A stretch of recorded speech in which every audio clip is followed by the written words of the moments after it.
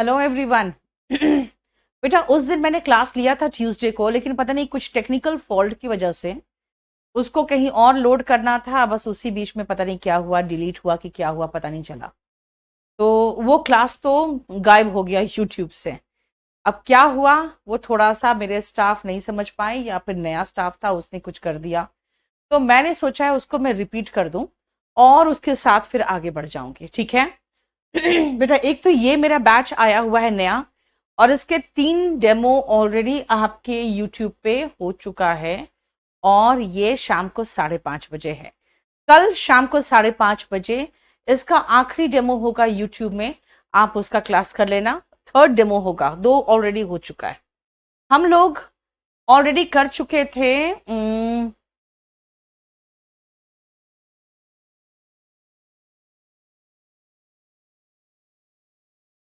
ये बेटा इस कॉम्बो के साथ आया हुआ है, याद रखना है, इस कॉम्बो के साथ आया है, जिसमें इस बार मेरे साथ पुष्पिंदर सर है। रीजनिंग में मोहित सर है, ठीक है, इस बार आया। अब आ जाओ, हम लोग 201 से करना है हमें अब, ठीक है। बेटा वीओडी बैच वही होता है जो रेगुलर बैच चलता है ना, वही जब पूरा हो जाता है तो वीओडी में कन्वर्ट हो जाता है। ये क्लास आपका ट्यूसडे थर्सडे सैटरडे चलेगा। और मोस्ट प्रोबेबली मैं मंडे वेंसडे फ्राइडे एक स्पोकन का सीरीज लेके आऊंगी। सो स्पोकन का सीरीज बहुत जल्दी आने वाला है, मंडे वेंसडे फ्राइडे को। बेटा 201 से गायब हो गया, तभी तो 201 से कराना पड़ रहा है। चलो सुनो, बहुत जल्दी करा दूंगी। मेक बोथ एंड्स मीट का मतलब है आजीविका चलाना। जैसे आजकल देख रहे हो लॉकडाउन में बहुत सारे ऐसा परिवार है जो अपनी गुजारा भी नहीं कर पा रहा है। They are not able to make both ends meet, है ना। बहुत सारे परिवार, many of the families are not able to make both ends meet, ठीक है। Make hay while the sun shine. बेटा जब सूरज बिल्कुल खिला हुआ हो तो उस समय अगर आप जो हे होता है, जो कहते हैं पुआल, अगर उसको सुखाओगे तो सूख के बढ़िया गोल्डन पुआल हो जाता है, जो अपने गाय भैंस को खिला सकते हो। लेकिन अभी बरसात में सुखाओ तो वो सड़ जाएगा। तो कहते हैं आप जब सूरज चमक रहा हो तब बनाओ ना हे मतलब वही पुआल बेटा। इसका मतलब है कि सही समय पर काम करो, गलत समय पर नहीं। मतलब मौके का लाभ उठाइए, है ना, एकदम सटीक समय पर काम करिए। जैसे अभी देखते हो आपदा में बहुत लोगों ने अवसर खोज लिया, है ना, सब चीज की कालाबाजारी। They are making hay while the sun is shining, right. बहुत सारे लोगों ने कालाबाजारी की because they wanted to make hay while the sun shines. मतलब जब तक कोरोना है तब तक आराम से कालाबाजारी कर लो। पहले रेमडेसिविर का हुआ, उसके बाद ऑक्सीजन कंसंट्रेटर का हुआ। So they wanted to make hay while the sun shines, ठीक है। नेक्स्ट आओ बेटा स्पोकन का। मैंने कहा स्पोकन का एक बैच मेरा आ चुका है, बैच नंबर 10। और इसका भी डेमो 3 डेमो हो चुका है बेटा यूट्यूब में। 3:30 का क्लास देखना, बहुत बढ़िया क्लास है, आप लोग देखते ही नहीं हो। चलो नेक्स्ट आओ, मेक और मार मतलब करना या बिगाड़ देना। आपका जो एटीट्यूड है अभी प्रेजेंट में, आपके जवानी में, that only is going to make or mar your career. मतलब या तो करियर बना लोगे या तो सत्यानाश अपनी लाइफ का कर लोगे। अभी जो आपकी जवानी है उसको कैसे इस्तेमाल करते हो, that is going to decide whether you make or mar your career, right? Make the best of both the worlds। जैसे अरे यार शादी से पहले लड़की बिल्कुल अपने परिवार में मस्त सुबह 10 बजे सो के उठ रही है, खाना पीना सब कुछ बहुत बढ़िया से मिल रहा है। शादी के बाद ससुराल जा गई, वहां पर भी बहुत ऐशो आराम। तो कभी मायके कभी ससुराल, और दोनों जगह पे ऐशो आराम। तो कोई लोग कुछ कोई पूछेगा कि भाई तुम्हारा कैसा चल रहा है शादी के बाद, तो वो कहेगी I am making the best of both the worlds. मतलब दोनों हाथ में लड्डू है। इधर सास भी बहुत हमें प्यार करती है, इधर माँ भी हमें बहुत प्यार करती है। आदित्य बहुत कम है, अगर मेरी क्वालिटी और मेरा कॉन्टेंट्स देख लो, अब कहीं नहीं जाओगे, और कहीं जाओगे तो मैं दावा करती हूँ मेंस के पहले पहले मेरे पास आओगे। इसलिए चुपचाप से एक जगह पढ़ लो, ठीक है ना, बस समझ जाना, उसका कहीं जाने की जरूरत नहीं होगी। क्या बोलोगे, क्या बोलेगी वो लड़की, वो लड़की कहेगी बेटा नहीं वो खो गया ना सरिता, वो खो चुका है, कहां चला गया, वो वीडियो गायब हो गया। सुनो वो कहेगी I am making the best of both the worlds, इसका मतलब कि दोनों जगह मेरे मजे हैं, मेरे दोनों हाथों में लड्डू है। अगर मैं आपको कहूं कि भाई इसका भी फॉर्म आ गया है, यूपीएसआई का भी फॉर्म आ गया है, और आपका दूसरा एक और ट्रिपल एससी का भी फॉर्म आ गया, अब मेकअप योर माइंड, आपको किसकी तैयारी करनी? मेकअप योर माइंड का मतलब होता है निर्णय कर लो, निर्णय कर लो किसकी तैयारी करनी है। तो मैं कहूंगी make up your mind which form you want to fill up. ठीक है, क्लियर?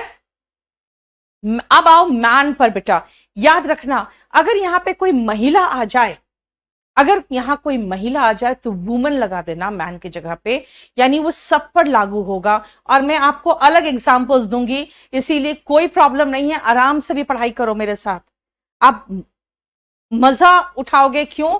आपको एंजॉय करोगे। द रीजन इज मैं आपको बिल्कुल डिफरेंट एग्जांपल्स देती हूं जब भी क्लास लेती हूं, अलग अलग क्लास में अलग अलग एग्जाम्पल चलता है मेरा। मैन ऑफ मीन्स, मीन्स का मतलब बेटा याद रखना, जब आप मीन्स की बात करते हो, किताब खोले हो ना, लिख लो यहां पे, मीन्स का मतलब संसाधन। ठीक है, you are a man of means और you are a man of substance, दोनों में से कोई भी लगा सकते हो।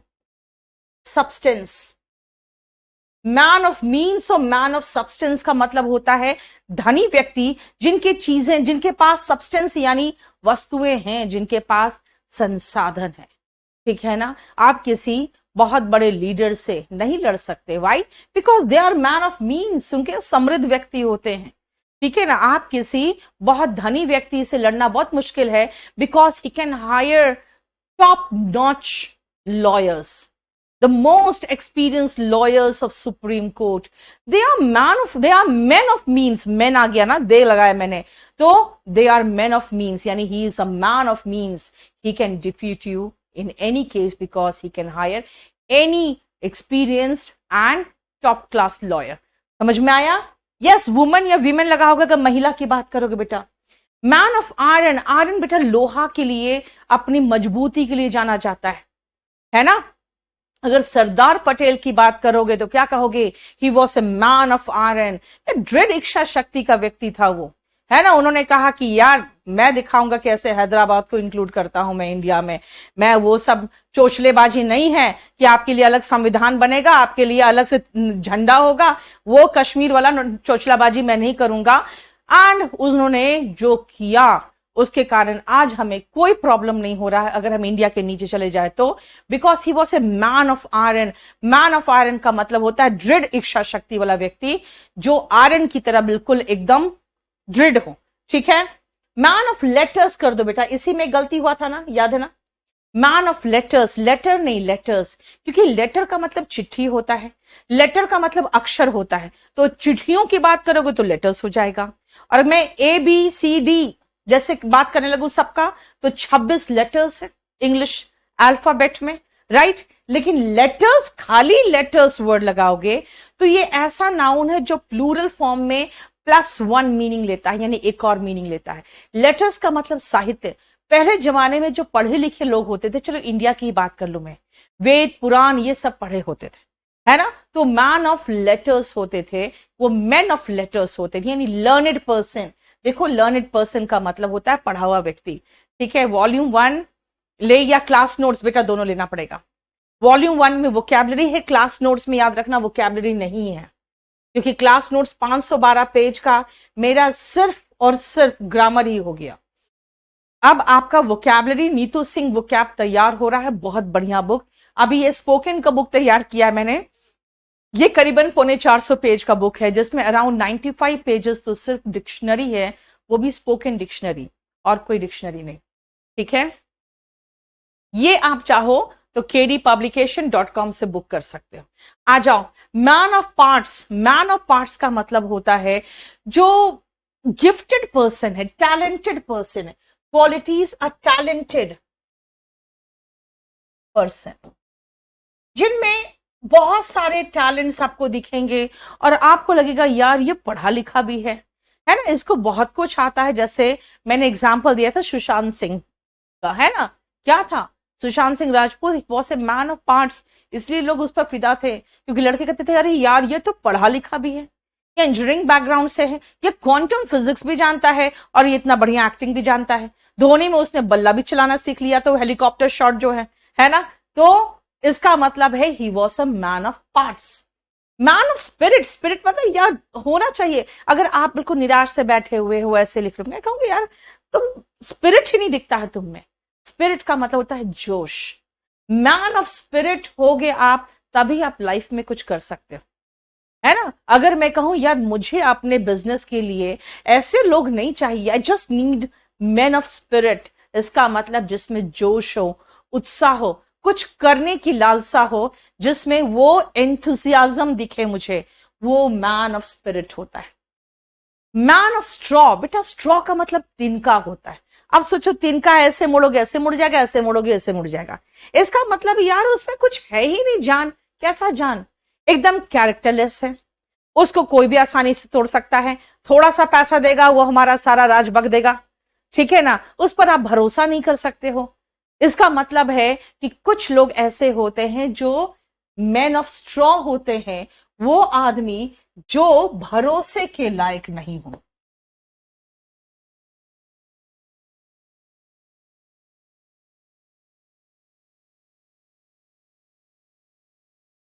अ वीक एंड अनरियलाइबल,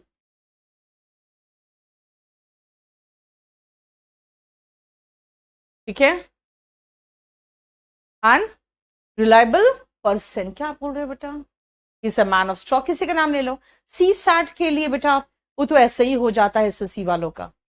आप खाली मैथ्स रीजनिंग और इंग्लिश पढ़ लो, मैथ इंग्लिश का पैकेज लेना है बेटा, इंग्लिश स्पेशल 18 ले लो, इंग्लिश स्पेशल 18 आया है 15 तारीख को ही, ठीक है, क्लियर हो गया।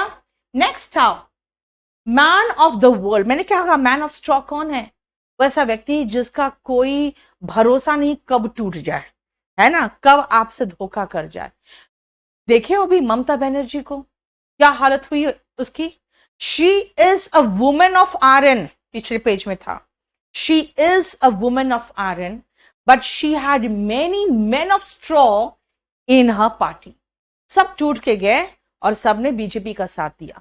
मैन ऑफ स्ट्रॉ होते हैं ऐसे व्यक्ति जो अनरिलायबल हो, जो कब टूट जाए, है ना, कब आपको धोखा दे दे कुछ पता नहीं, ठीक है। नेक्स्ट आओ, मैन ऑफ द वर्ल्ड। बेटा वर्ल्ड का मतलब दुनिया हुआ, मैन ऑफ द वर्ल्ड, देखो वर्ल्ड का मतलब क्या है, दुनिया है। अब जो दुनिया घुमा हुआ होता है वो क्या होता है, अनुभवी व्यक्ति होता है। दुनिया घुमा हुआ व्यक्ति अनुभवी होता है।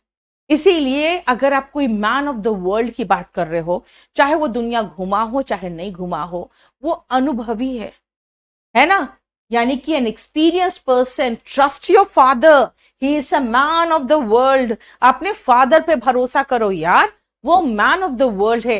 Please like share and subscribe कर दो, तब से केडी लाइव वाले कह रहे हैं, देख लो, ठीक है। नेक्स्ट आओ, मैन ऑफ वर्ड। बेटा हो चुका है लेकिन वो वीडियो नहीं मिल रहा है, इसलिए कह रही हूं फटाफट कर लो, खत्म कर लो। मैन ऑफ वर्ड, बेटा वर्ड रखना, अगर वर्ड्स लिख दोगे तो गलत हो जाएगा। जुबान का पक्का, प्रॉमिस का पक्का, कह दिया तो कह दिया। जैसे देखे तो कर्ण, कर्ण ने प्रॉमिस कर दिया था दुर्योधन को कि मैं तुम्हारा साथ दूंगा दोस्त, और उसके बाद कुंती ने उसको बुला के बताया कि ये पांचों तुम्हारे भाई है ना, तुम अपने भाई के खिलाफ लड़ोगे, लेकिन उसने कहा कि I have given my word, he was a man of word, और उसने दुर्योधन का ही साथ दिया, मर गया पर साथ दिया। He was a man of world. Mare's nest, बेटा मेयर का मतलब घोड़ी होता है, नेस्ट का मतलब होता है घोंसला। भाई घोड़ी का कभी घोंसला सुने हो, कहोगे क्या बकवास की बात कर रहे हो, इसका मतलब है एकदम कंप्लीट लाई, है ना। अगर कोई कहेगा कि आपको पता है कि अब हमारे पास बहुत सारे पैसे स्विस बैंक में जमा हो गए हैं, और इतने पैसे जमा हो गए हैं कि सब आदमी को कुछ दिनों के बाद 15-15 लाख रुपया मिलने वाला है, तो मैं कहूंगी मेयर्स नेस्ट मतलब फॉल्स डिस्कवरी या झूठी अफवाह। डिस्कवरी भी क्यों लिखे, और फॉल्स इंफॉर्मेशन लिखेंगे। फॉल्स इंफॉर्मेशन को कहते हैं र्यूमर। ठीक है, मैं कहूंगी it is just mare's nest. IBPS के लिए वॉल्यूम 1 काफी है या कौन सा बैच लो? बेटा बैच 18 ले लो। ठीक है, स्टेनो बेटा मेरा एक बात बताती हूँ, स्टेनो क्या है? एसएससी के अंदर आता है। मैंने बैच 18 का जाकर थंबनेल देख लो, एसएससी पीओ लिखा है, तो एसएससी में तो स्टेनो आता ही है। और स्टेनो के एग्जाम का बेटा बहुत आसान क्वेश्चन होता है, आप आराम से कर लोगे, एक बार कर लो। ठीक है, क्लियर? झूठी अफवाह। अब आओ नेक्स्ट, देखो ध्यान से, ये कंपल्सरी का इंग्लिश का बैच आया बेटा दोपहर को 3:30 बजे, आप उसका डेमो देख लेना। मिडास टच, मिडास एक राजा था जिसको ये वरदान मिला क्योंकि उसने कुछ अच्छा काम किया था कि मांगो क्या मांगते हो। उसने कहा भाई मुझे तो सोना से बहुत प्यार है, मैं जिसको छूऊं सोना का बन जाए। उसने कहा तथास्तु, है ना। उसके बाद उसने सब चीज को जिसको छुआ सोना का बन गया, वो बहुत खुश हो गया। उसकी बेटी दौड़ते हुए आई, उससे लिपटी, उसने उसे छुआ, वो भी सोना का बन गई। राइट, तो ये कहानी था मिडास टच का। लेकिन अगर हम लाइफ में कहें मिडास टच, तो देखोगे कुछ कुछ लोग ऐसे होते हैं जो चीज को छू लेते हैं उसको प्रॉफिटेबल बना देते हैं। जैसे आप मुकेश अंबानी को देख लो, ही हैज मिडास टच, है ना। मिडास टच का मतलब होता है जिसको भी छू लेगा वो क्या होगा, बिल्कुल प्रॉफिटेबल हो जाएगा। मिन्स मैटर्स, बेटा मिन्स का मतलब होता है छोटे छोटे छोटे छोटे टुकड़े काटना। जैसे कीमा होता है ना, उसको मिन्स्ड मीट कहते हैं। मिन्स मतलब छोटे छोटे काटना। इसका मतलब है कि पूरा का पूरा बड़ा बड़ा गालियां मैं भरना दूं आपके अंदर, बल्कि उसको प्यार से छोटे छोटे लफ्जों में कहूं ताकि आपको बुरा नहीं लगे। वही है मिन्स मैटर्स, या मिन्स मैटर्स नहीं तो कई बार होता है लिखा हुआ, बेटा इसको उतारते चले जाना आप लोग, मिन्स वर्ड्स। ठीक है, अपने शब्दों को ऐसे छोटा छोटा काटना, जो मैंने कहा कि मेरे बड़े बड़े गालियां ना देकर पर छोटे छोटे शब्दों में समझा दूं। अगर मान लो मैं खरा खरा बोलती हूं और आपको बुरा लग जाता है, तो मैं कहूंगी सी आई डोंट मिन्स वर्ड्स। मैं तो खरा खरा बोलती हूं, मैं बातों को गोल गोल घुमा के नहीं बोलती हूं। इसका मतलब है ज्यादा सख्त शब्दों का प्रयोग से बचना। मैंने क्या कहा? Do you expect me to mince matters? क्या तुम सोचते हो कि मैं अपने शब्दों को बहुत नॉर्मल करके बोलूं? आई डोंट मिन्स वर्ड्स, इसका मतलब है मैं अपने शब्दों को खरा खरा बोल देती हूँ। To mind one's p's and q's, p's जैसे प्लीज हुआ बेटा, क्यू से जैसे लाइन में क्यू में खड़े रहो, यानी कि शिष्टाचार होना चाहिए। Please mind your p's and q's. अगर आप जरा सा भी तमीज नहीं दिखा रहे हो, है कर रहे हो, बकवास कर रहे हो क्लास में, तो लड़कियां क्या करेंगी? आपको मुड़ के बोलेंगी please mind your p's and q's, यानी तमीज में रहो। ठीक है, तमीज में रहो। ठीक है, बोलो क्या हुआ? धीरेन्द्र बार बार मत लिखो बेटा एक ही बात, तुम्हारा ही मैसेज आ रहा है खाली। बाकी अगर आप लोगों को किसी तरह का कोई कंफ्यूजन है, नहीं समझ में आ रहा है, आप इस नंबर पे व्हाट्सएप कर दो, कल तक आपके पास आ जाएगा मैसेज। आज तो मैं नहीं कर पाऊंगी क्योंकि आज मैं बिजी रहूंगी। मिस द बीट, बेटा आप डांस करते हो, आप डांस करते हो, मिस कर गए बीट को तो तुरंत टीचर कहेगी रोको रोको म्यूजिक रोको, फिर से करो। क्यों? तुमने बीट मिस कर दिया, मतलब गलती कर दी। तुमने जो चांस था, म्यूजिक में बीट आया और तुमने उसमें वो स्टेप नहीं डाला, तो मिस कर गए ना। इसका मतलब to miss the opportunity, to miss the opportunity. अगर मान लो किसी तरह का यहाँ पे बहुत बढ़िया सा पार्टी हुआ, सबको मुफ्त में खाना खिलाया गया और मैं लेट से पहुंची, सब कहेगा तुमने खाना खाया? बहुत बढ़िया रसगुल्ला था, बहुत बड़ा बढ़िया मिठाई थी। मैं कहूंगी आई मिस्ड द बीट, इसका मतलब मौका हाथ से गवा दिया मैंने, है ना। इसका मतलब हुआ टू लूज अपॉर्चुनिटी, अवसर खोना। देखो मदर विट, बेटा कॉमन सेंस होता है। विट का मतलब विट, विजडम, ये सब जो चीजें एक जैसा है। विट्स का मतलब इंटेलिजेंस होता है, विट का मतलब वाकपटुता होता है। मदर विट का मतलब होता है बेटा एग्जैक्ट कॉमन सेंस, है ना। अगर आप कहोगे कि भाई आप बोलना क्या चाहते हो, मैं कहूंगी यार मेरी बात समझने के लिए जस्ट नीड मदर विट।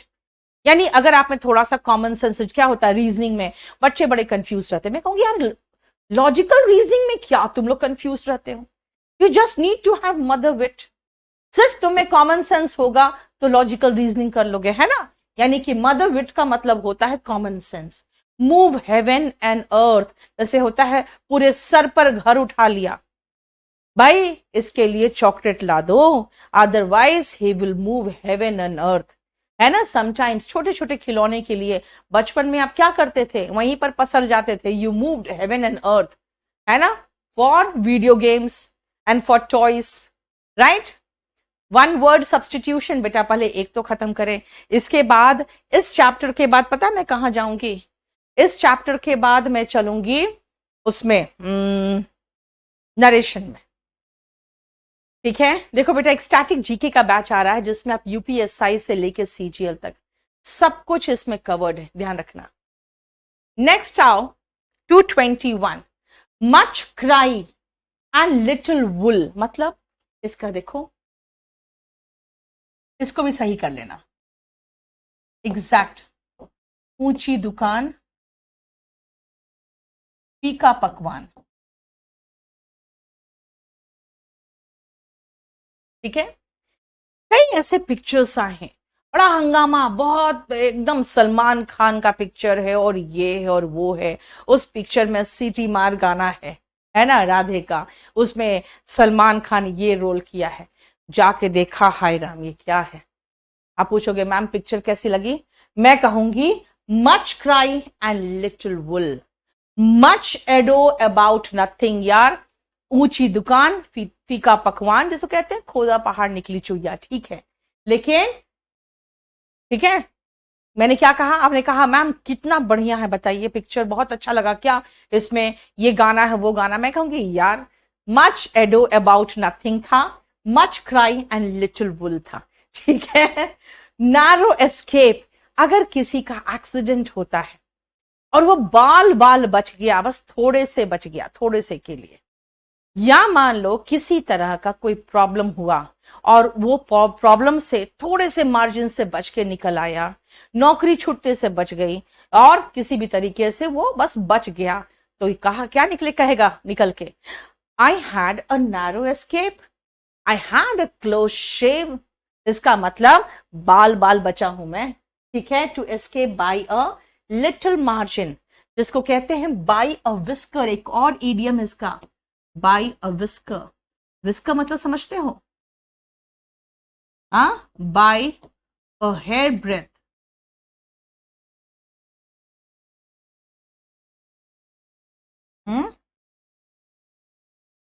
विस्कर जो मूछ होता है ना, बिल्ली उल्ली का देखते हो ना, बस उतने से मार्जिन से।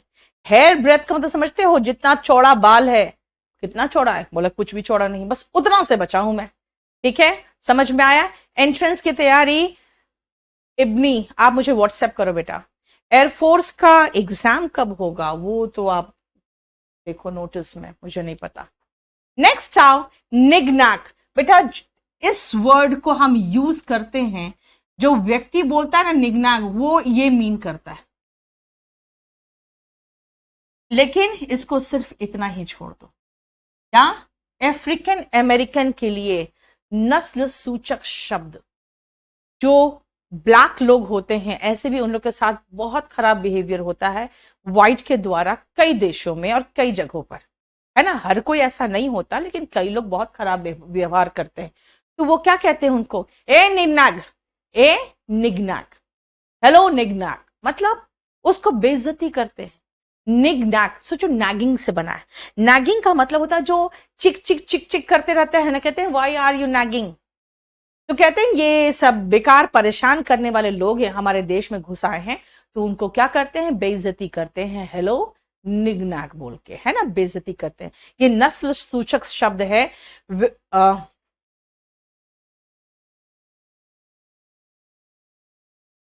एन इंसल्टिंग वर्ड लगा दो, एन इंसल्टिंग, चलो स्क्रीनशॉट ले लो, ठीक है। नेक्स्ट आओ, बायो स्पेशल ले लिया ना, चलिए। 9 days वंडर का मतलब 4 दिन की चांदनी, लेकिन आगे भी सुन लो, फिर अंधेरी रात, इसीलिए कई बार ऐसा होता है कि आप बड़े खुश हो जाते कोई चीज को पाके, याद रखना कुछ ऐसी चीजें होती है लाइफ में, जैसे शादी, जैसे नया नया आपका गर्लफ्रेंड या बॉयफ्रेंड मिलना। दीज आर 9 days वंडर बेटा, इसके चक्कर में मत पड़ना, है ना। बाद में कहोगे मैम ने सही कहा था, समझा रही हूं मैं। निप इन द बर्ड, बर्ड होता है बेटा कली, और कली को ही उसी में कुचल दोगे, फूल खिलने नहीं दोगे। इसका मतलब आपने शुरुआत होते ही खत्म कर दिया। जैसे many girls are nipped in the bud.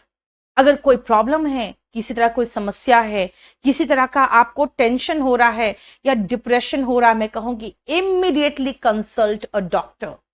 Nib it in the bud, इसका मतलब अभी आपको अगर थोड़ा सा भी टेंशन या फ्रस्ट्रेशन या अवसाद, डिप्रेशन आ रहा है, तो इमीडिएटली उसको खत्म कर दो, जाके डॉक्टर से कंसल्ट करो, वरना बाद में प्रॉब्लम हो जाएगा। निप इट इन द बड, समझ में आ गया? चलो यहां तक हो चुका था, अब आगे शुरू करें।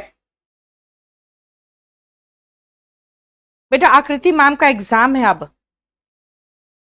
ठीक है। Null and void, what is null and void? निरस्त।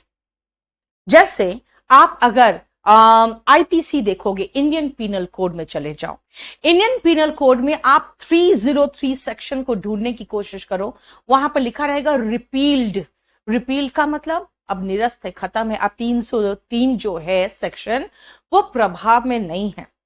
That means an order of the Supreme Court made section 303 null and void. समझ में आ गया? Made section 303 null and void. Next आओ, नर्स अ ग्रज।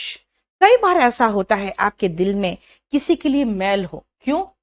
आप शत्रुता भाव रखते हो क्योंकि आपके खिलाफ उसने कुछ किया है। तो मैं हमेशा एक चीज सजेस्ट करूंगी, जाके उससे बात करो, go and talk to him, don't nurse a grudge. Nurse a grudge का मतलब होता है ना, धीरे धीरे धीरे धीरे उसको नर्स कर रहे हो। नर्स करने का मतलब होता है ना बेटा, उसको और सहेज रहे हो, उसका और अच्छे से सेवा पानी कर रहे हो। जो नर्स क्या करती है, सेवा करती है। तो आप इस चीज को, ग्रज को सेवा करोगे ना, तो और बड़ा होता जाएगा और विकराल होता जाएगा। तो मैंने क्या कहा, go and talk to him, don't nurse a grudge, यानी शत्रुता भाव को कायम मत रखो। Bear resentment for a long time, इसका मतलब you can say carry. Bear का मतलब कैरी करना भी होता है, लेकिन बेयर का मतलब और भी होता है, इसलिए मैं सीधा स्ट्रेट वर्ड लगा रही हूं, कैरी। रिसेंटमेंट, रिसेंटमेंट मतलब नापसंद, है ना, आप किसी के खिलाफ हो मन से, for a long time. Offline batch कब स्टार्ट होगा बेटा? हमें परमिशन दिला दो, हम भी बहुत बेचैन हैं ऑफलाइन के लिए। नेक्स्ट आओ, नहीं, बरी द हैचेट का